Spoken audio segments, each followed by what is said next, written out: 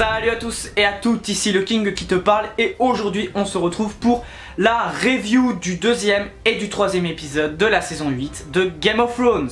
Comme d'habitude, avant que cette review ne commence vraiment, si tu n'as pas vu les deux épisodes, si tu es en retard dans Game of Thrones, je te conseille de ne pas regarder cette vidéo, à moins si tu t'en bats les couilles, parce que bien évidemment je vais parler des épisodes, donc ça spoil, bien évidemment. Donc si c'est le cas, tu peux rester si tu as envie, si tu t'en fous de te faire spoil. Mais sinon, quitte cette vidéo maintenant parce que je vais parler des épisodes, donc je vais spoiler l'épisode 2 et l'épisode 3 de Game of Thrones saison 8. Alors pourquoi est-ce que je n'ai pas fait l'épisode 2 avant? C'est ce que tu dois te demander. Premièrement, les cours, l'école, donc c'était compliqué de vous sortir la review de l'épisode 2. Et deuxièmement, tout simplement parce que l'épisode 2, bon là je vais en parler, mais l'épisode 2 était très similaire au premier épisode. Tout simplement, c'était encore une fois les retrouvailles, donc c'était donc les deux premiers épisodes comparé à l'épisode 3 que je parlerai après.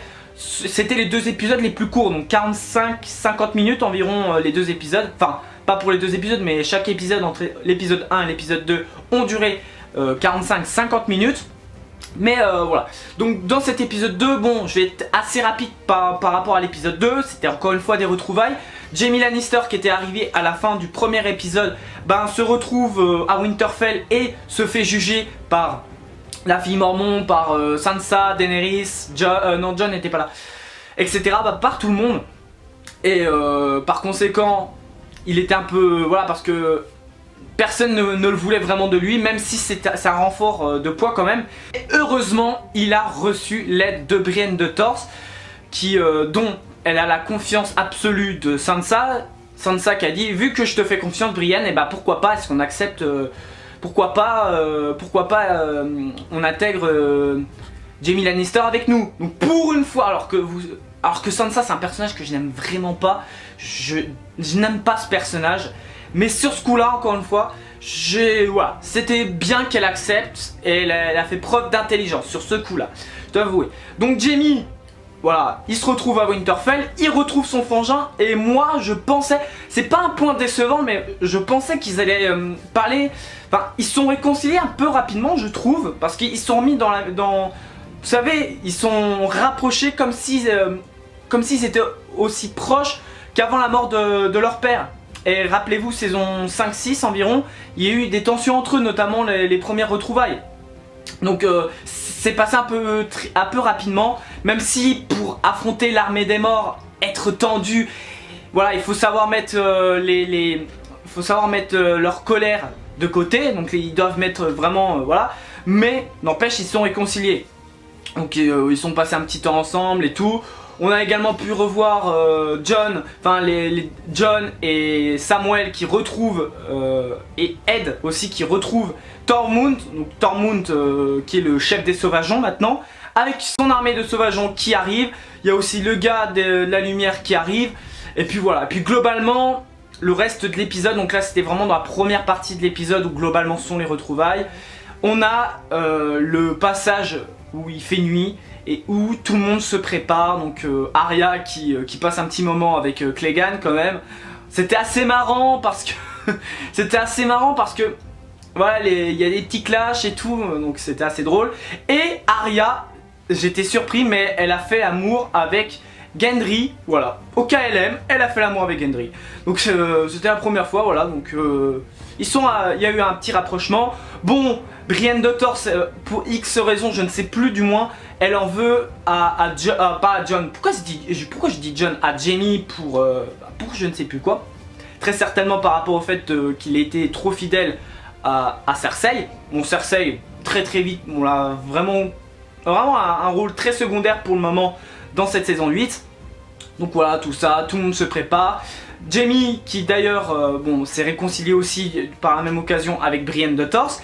Et Brienne de Tarse, il y a eu un moment très drôle avec Tormund parce que Tormund et Jaime sont en concurrence pour se faire Brienne de Tarse. Et Brienne, en fait, elle a été adoubée, comme vous savez avec les chevaliers, par Jaime Lannister qui a décidé d'adouber parce qu'elle n'était pas adoubée, donc voilà. Je vais pas vous en dire plus, mais c'était un moment vraiment bien. Et là, d'un coup, à la fin de l'épisode, Donc je vous ai fait un grand résumé parce que voilà, bon, il y a eu Bran, voilà, Bran, il y a eu une discussion Bran et Jaime. Voilà, Bran n'en veut pas avec Jaime parce que Bran c'est plus vraiment le même. Voilà, mais bon, c'était vraiment assez rapidement. Et puis il a sorti une petite phrase, bon je sais plus parce que j'ai vu il y a 2 semaines l'épisode, mais il a sorti une petite phrase assez intéressante. C'est voilà, avec Jaime.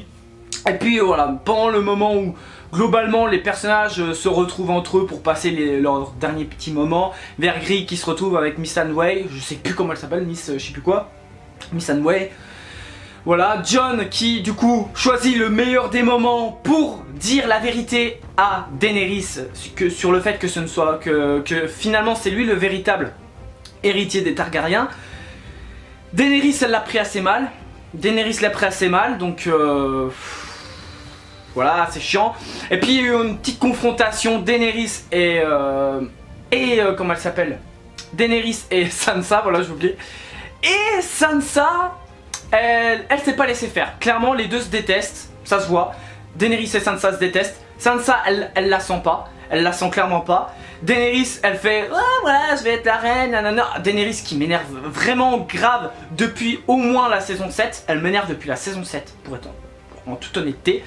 Et Sansa lui a bien mis parce qu'elle disait allez soyons copines un peu nanana, je vais être ta reine mais on va être amis quand même nanani nanana. Et puis Sansa, j'ai aimé que ça répartit. Puis comment elle a dit aussi, tu sais quoi, moi je veux être reine du Nord en gros. Je veux avoir Winterfell pour moi. Je veux pas que tu me diriges. Voilà, t'as pas à me diriger. Voilà, tu te calmes, tu redescends sur terre. Ouais. Bon, elle a pas dit ça comme ça, mais ça voulait dire ça. Mais clairement attention. Et puis d'un coup, boum, il y a l'armée des morts qui arrive alors qu'ils étaient censés arriver le matin. Mais ils sont débiles quelque part parce qu'il faut... Normalement l'armée des morts avec le roi de la nuit, ça se passe la nuit. Donc pourquoi est-ce qu'ils étaient clairement pas prêts parce qu'ils se sont bourrés la gueule. Bon ils ont choisi le bon moment pour se bourrer la gueule. Tyrion, Jaime, voilà. Puis plein d'autres, Tormund, etc. Plein d'autres mondes ont choisi de se bourrer la gueule. Pourquoi pas. Mais l'armée des morts arrive 10 minutes après. Bon Tyrion a clairement dessoulé assez vite. Mais ils arrivent. Bon on a revu aussi Jorah Mormont avec Samuel Tarly qui lui a remis l'épée du commandant du père de Jorah, voilà, pour être plus simple. Voilà, mais globalement c'était un bon épisode. Parce qu'à la fin il y a l'armée des morts qui arrive en pleine nuit. Bon je sais pas quelle heure il est à ce moment là, mais ils arrivent en pleine nuit. Voilà, la logique, bon ils sont pas préparés, mais enfin ils sont préparés, mais bon ils s'attendaient pas à ce que l'armée des morts arrive de nuit. Alors comme je l'ai dit, c'est logique avec le roi de la nuit. Mais bon, ils arrivent et l'épisode s'arrête là pour l'épisode 2, donc qui annonce la bataille de Winterfell pour l'épisode suivant. Donc comme je l'ai dit, c'était vraiment un bon épisode, même si c'était un épisode retrouvailles, il s'est pas passé des masses de choses, il y a eu beaucoup de flashbacks, enfin pas de flashbacks, mais il y a eu beaucoup de... Voilà, il y a eu beaucoup de blabla, il n'y a pas eu de mort. Et on passe maintenant à l'épisode 3, donc l'épisode qui était magnifique. L'épisode 3 qui était consacré totalement à la bataille de Winterfell, donc j'ai grave kiffé cet épisode, mais il y a un mais parce qu'il y a un truc qui m'a un peu saoulé. Je vais déjà vous dire ce qui m'a saoulé dans cet épisode 3. Déjà, les Dothraki, déjà. Donc la bataille qui commence, les Dothraki qui y vont, et tout de suite, ils crèvent tous. Donc c'était chiant. Enfin, je veux dire, c'était un peu trop rapide. Pourquoi ne pas envoyer directement les dragons? Pourquoi ne pas avoir envoyé directement les dragons? J'ai pas compris, j'avais pas compris ce passage là, en toute honnêteté.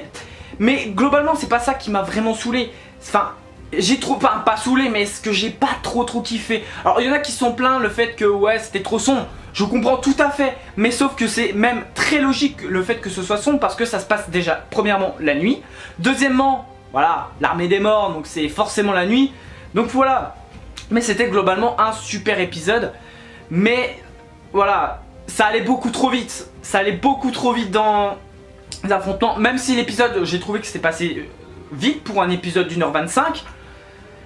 Mais globalement, mais globalement ça allait trop vite, même pour ce qui est des morts j'ai trouvé, bah, ça aurait été plus intéressant d'en faire mourir mais vers la fin, comme ce qui s'est passé.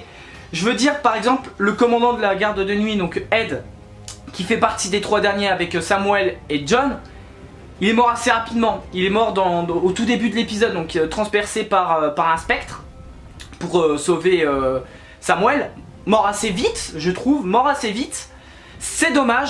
c'est dommage, mais la bataille était assez intéressante.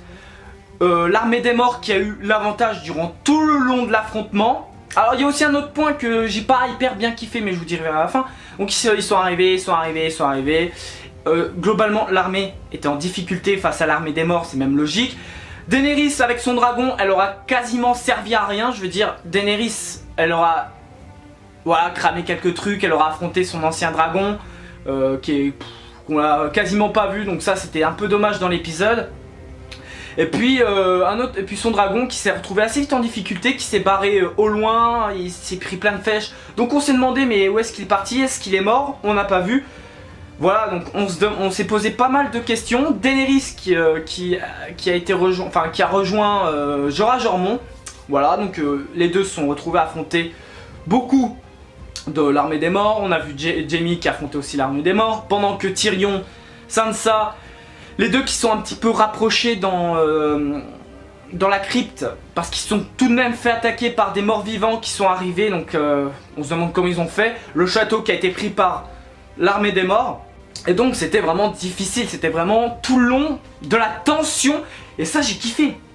J'ai kiffé tout le long, c'était tendu tout le long, tu te demandais mais comment ils vont faire, qui va mourir, putain, mais c'était chaud patate, c'était vraiment excellent. Et puis on voit Arya qui se met en mode discretos, elle passe les morts vivants assez rapidement, enfin assez facilement, vite fait, mais elle va se retrouver assez en difficulté, et on va avoir droit à une scène qui vous rappelle peut-être pas, enfin moi qui m'a rappelé clairement la scène de la saison 3 quand la mère Stark et Robb Stark se sont fait tuer, et globalement la lignée Stark se sont fait quasiment éliminer par par les Frey, voilà. Rappelez-vous qu'elle voulait aller sauver sa famille, sauf que Clegane, le limier, était là pour la sauver. Et là on a eu droit à ça, donc Clegane qui s'était réfugié à l'intérieur parce qu'il y a eu les flammes, et vous savez bien qu'il a peur des flammes. Qui s'est réfugié à l'intérieur, il n'a pas trop combattu, mais il a quand même eu une assez grande importance parce qu'il a sauvé Arya de la mort, il l'a protégée, et voilà. On a eu le droit aussi à une scène vraiment badass, le sacrifice du gars des Lumières là, celui qui avait, il lui manquait un œil là, je sais plus comment il s'appelle là, malheureusement. Il s'est sacrifié donc selon la volonté du Seigneur, du Seigneur de la Lumière, voilà, leur truc, voilà. On a eu le droit à voir Mélisandre aussi qui lui a dit à Arya c'est ton destin, les yeux bleus, les yeux verts, voilà. Voilà, je vais pas vous dire quoi, mais son destin c'était de survivre, ce que a fait comprendre Mélisandre. On a eu le droit également à revoir Jon vite fait. Jon on l'a pas beaucoup vu vraiment dans l'épisode, ça encore une fois j'ai trouvé ça dommage.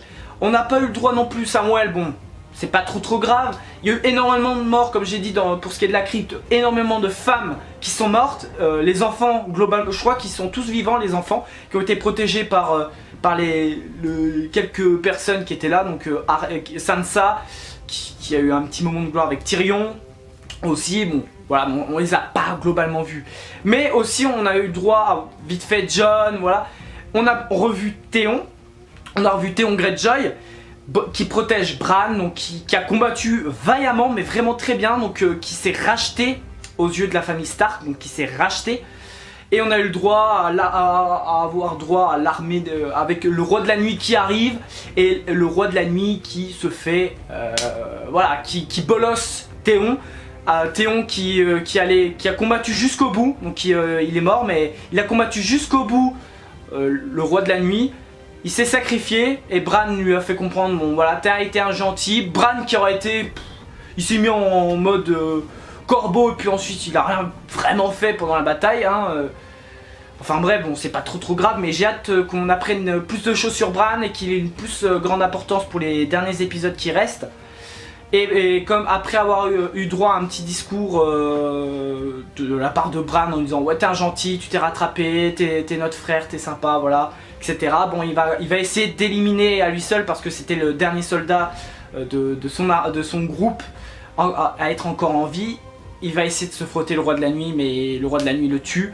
Et 2 secondes après c'est le roi de la nuit qui va se faire bolos mais par Arya Stark. Parce que c'était son destin, yeux bleus, roi de la nuit, bam, en pleine gueule, elle le tue. Et puis voilà, c'était la fin, tous les autres morts vivants crèvent. Et c'est une victoire de l'armée qui globalement quasiment décimée. Plus trop de survivants. J'ai oublié de parler aussi du moment du sacrifice de la fille mormon qui m'a grave énervé globalement, mais j'applaudis son courage, je l'applaudis dans cet épisode, je l'ai même applaudi quand j'ai regardé l'épisode, parce qu'elle a eu le droit à un moment badass,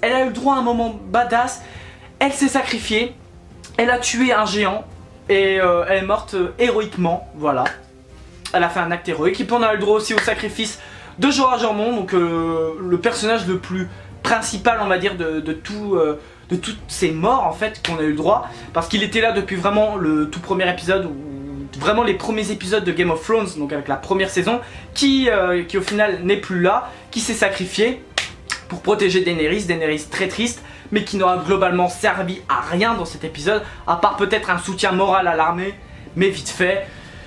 Voilà, et puis Arya qui bute le roi de la nuit, ça m'a énervé, voilà, c'est encore une fois c'est un détail, mais ça m'a énervé, je voulais que ce soit Jon qui tue le roi de la nuit. Pourquoi?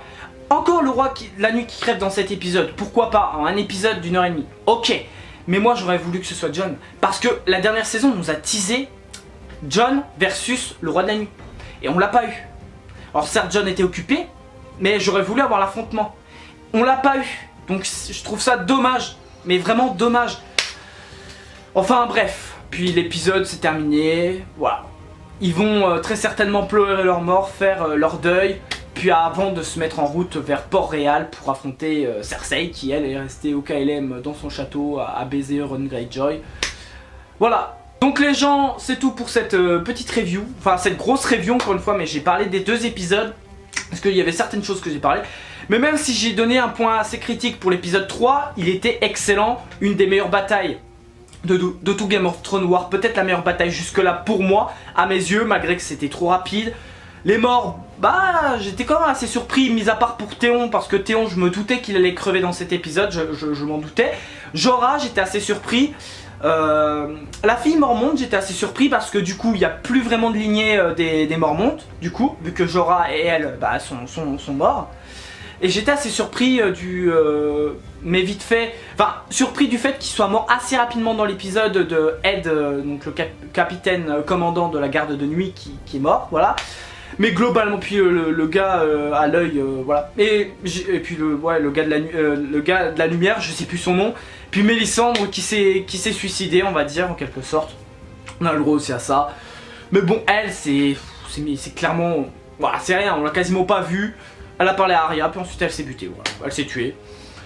Mais globalement, malgré le fait que j'ai donné un point assez critique à l'épisode, c'était excellent, clairement. Donc les gens, n'hésitez pas à me donner votre avis dans l'espace commentaire.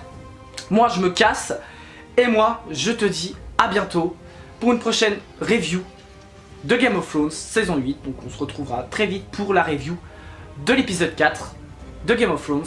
Je l'ai vu, donc on se retrouvera assez vite.